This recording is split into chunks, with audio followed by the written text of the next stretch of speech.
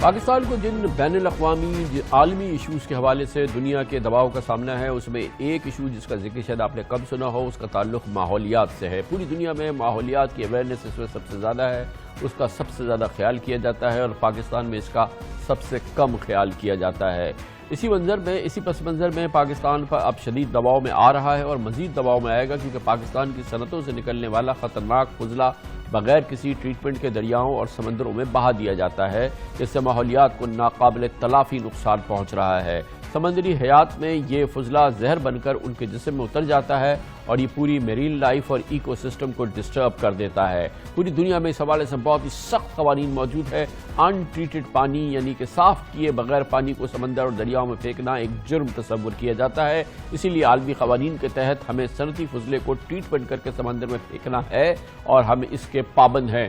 سندھ حکومت نے 2005 میں کراچی کی صنعتوں سے نکلنے والے خطرناک فضلے کو ٹریٹمنٹ کے ذریعے سمندر میں پھینکنے کے منصوبے کا آغاز تو کیا تھا، لیکن اس منصوبے کی عملی منظوری اکنامک کوارڈینیشن کمیٹی نے 2017 میں دی، یعنی 12 سال بعد اس منصوبے پر 17 میں تھوڑا سا کام ہوا، اس کے بعد مختلف وجوہات پہ جیسا کہ ہوتا ہے یہ رک گیا ہے۔ لیکن یہ معاملہ پاکستان ٹال نہیں سکتا، اور یہ ماحولیات کے حوالے سے پوری دنیا کا پاکستان پہ دباؤ ہے، اور اس کا ایک بہت اہم پہلو یہ ہے کہ دنیا کہتی ہے کہ ہم ایسی انڈسٹری سے، ہم ایسی صنعت سے کوئی سامان نہیں خریدیں گے جس کا کہ فضلہ جو ہے، اس کا جو پانی ہے، وہ بغیر ٹریٹ کیے ہوئے دریاؤں یا سمندروں میں پھینکا جائے۔ ٹریٹمنٹ ہونا بہت ضروری ہے، اور پوری دنیا میں جہاں جہاں پر بھی صنعتیں ہیں جو کہ ایکسپورٹ کرتی ہیں، یہ کام جو ہے وہ حکومتیں فراہم کرتی ہیں، لیکن پاکستان میں الٹی گنگا بہہ رہی ہے۔ یہاں پہ حکومت کچھ نہیں کر رہی ہے، خاص طور پہ سندھ حکومت جس کا یہ کام ہے وہ نہیں کر رہی، وفاقی حکومت کی جو ذمہ داری وہ پوری نہیں کر رہی، بیچارے صنعتکار اپنے ٹریٹمنٹ پلانٹ خود لگا رہے ہیں۔ ایک بہت بڑا مسئلہ ہے، اس حوالے سے آپ کو دکھاتے ہیں اپنے نمائندے خصوصی شہریار جنجوعہ کی یہ رپورٹ۔ آلودہ صنعتی پانی اور فضلے کو بغیر کسی ٹریٹمنٹ کے سمندر اور دریاؤں میں پھینکنے کا مسئلہ ویسے تو پورے پاکستان کا ہے، لیکن چونکہ صرف کراچی پاکستان کی برآمدات میں 50% سے زائد کا حصہ رکھتا ہے، اسی لیے صنعتی آلودہ پانی اور فضلے کو ٹریٹمنٹ کے بعد سمندر میں پھینکنے کے منصوبے کی کراچی کے لیے اہمیت زیادہ ہے۔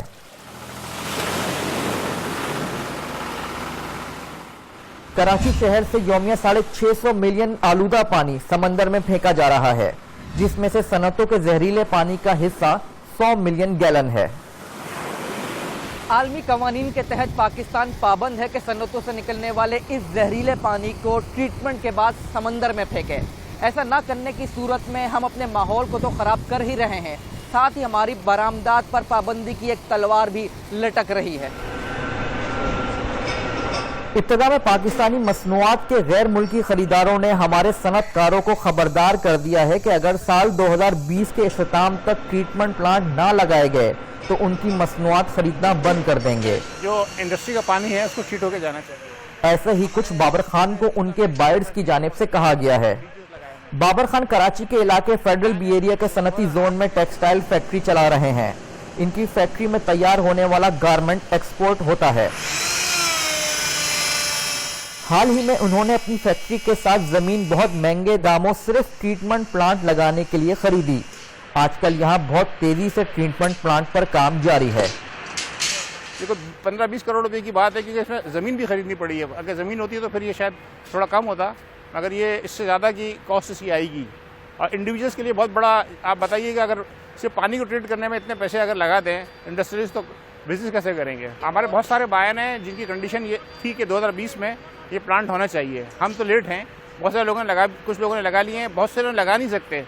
تو انڈسٹری کو ضرورت ہے کہ کمبائنڈ ایفلوئنٹ ٹریٹمنٹ بنائے جائیں۔ انڈیویجولس سے یہ مسئلہ حل نہیں ہوگا، یعنی میں نے لگا لیا یا کسی اور نے لگا لیا، اس سے پورے یعنی کراچی کے انڈسٹری ایریا کا مسئلہ حل نہیں ہوگا۔ یہ الٹیمیٹلی گورنمنٹ کو کمبائنڈ ایفلوئنٹ ٹریٹمنٹ لگانے پڑیں گے، ورنہ ایکسپورٹ رک جائے گی۔ جو لوگ نہیں لگا سکیں گے، جن کا جگہ نہیں ہوگی، جن کے پاس دوسرے کنسٹرنٹ ہوں گے، تو وہ اپنی ایکسپورٹ کو لوز کریں گے۔ لیکن شہر میں بہت سے صنعت کار ایسے بھی ہیں جن کی فیکٹری میں ٹریٹمنٹ پلانٹ لگانے کے لیے نہ تو زمین ہے اور نہ ہی ان کے پڑوس میں۔ ایسے ہی ایک صنعت کار اختر یونس کرنگی انڈسٹریل ایریا میں ٹیکسٹائل فیکٹری چلا رہے ہیں۔ انہوں نے حال ہی میں ٹریٹمنٹ پلانٹ اپنی فیکٹری کی کار پارکنگ میں لگایا ہے۔ یہ بیسیکلی لگنا ہوتا ہے حکومت کی طرف سے، جو کمبائنڈ ٹریٹمنٹ پلانٹ ہوتا ہے وہ ابھی تک لگا نہیں ہے، اس کی پتہ نہیں کیا ہو رہا ہے، ابھی کافی عرصہ ہو گیا۔ तो अब इंडिविजुअली सारी फैक्ट्रीज अपना खुद लगा रही हैं, जिसकी बड़ी कॉस्ट होती है, जिसके लिए जगह चाहिए, जिसके लिए फाइनेंस चाहिए और जिसके लिए रनिंग कॉस्ट भी बड़ी है। उसकी पर मंथ हमारी ऑलमोस्ट 1 मिलियन रुपीस की कॉस्ट आती है, रनिंग कॉस्ट इसकी।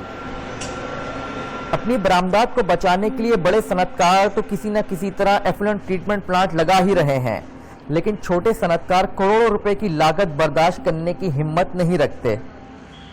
सिंध हुकूमत ने कराची के 7 सनती जोन से निकलने वाले आलूदा पानी को ट्रीटमेंट के बाद समंदर में फेंकने का मंसूबा साल 2005 में बनाया। 12 साल बाद यानी साल 2017 में इस मंसूबे पर बाकायदा काम शुरू किया गया और इसका PC1 मंजूर हुआ। मंसूबे के तहत कराची के 7 सनदी जोन्स में कंबाइंड एफ्लुएंट ट्रीटमेंट प्लांट्स लगाने थे और ट्रांसमिशन लाइंस बिछाई जानी थी। साल 2017 में इस मंसूबे पर कुछ काम हुआ, टेंडर्स भी जारी किए गए, लेकिन काम शुरू होने से पहले ही रुक गया। साल 2017 में इस मंसूबे की इब्तदाई लागत 11 अरब 80 करोड़ रुपए थी, लेकिन अब इस मंसूबे के कंसल्टेंट कहते हैं कि लागत 25 अरब रुपए से तजावज कर जाएगी। जिसकी इनिशियल कॉस्ट जो तजवीज़ की गई है 11.8 बिलियन, उसमें ये काम नहीं हो सकता। ये तकरीबन कोई 25 अरब रुपए तक ये काम जाएगा। इसमें 2 बुनियादी वजूहत थी इस कॉस्ट को बढ़ने की। पहली तो ये कि जो ट्रांसमिशन का जो कंपोनेंट बनाया गया था उसकी कॉस्ट एस्टीमेट हमें सही नहीं लगी। उसमें बहुत सी वजूहत हैं कि उसकी लंबाई सही नहीं की गई, उसमें बाज़ कंपोनेंट छोड़ दिए गए, कॉस्ट सही तो लग जाए कि उसकी कॉस्ट में बड़ा सिग्निफिकेंट फ़र्क पड़ा। अब लाजिम बात है कि वो काम अगर आज टेंडर किया जाएगा तो ठेकेदार जो भी टेंडर करेंगे वो आज के रेट से टेंडर करेंगे ना। एफ्लुएंट ट्रीटमेंट प्लांट के मंसूबे की मजमूई लागत में वफाक का हिस्सा 30% और सिंध का 70% है। ये मंसूबा जितना ताखीर का शिकार होगा, इसकी लागत में उतना ही इजाफा होता चला जाएगा। साथ ही माहौलियाती आलूदगी में मजीद इजाफा और बरामदात पर पाबंदी के खतरात भी मौजूद रहेंगे।